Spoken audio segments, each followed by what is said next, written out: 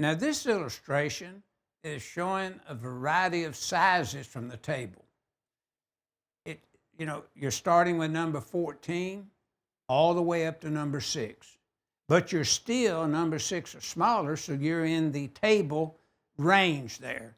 You have to be number 4 larger to be out of the table, conductor size. So kind of remember that.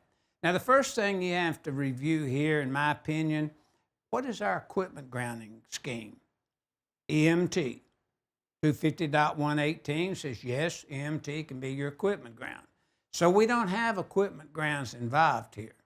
We have 16 number 10s, 20 number 14s, 24 number 12s, and 10 number 6.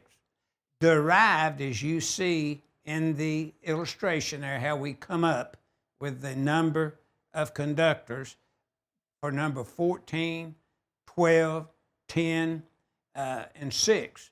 The only thing that's left out here would be number 8.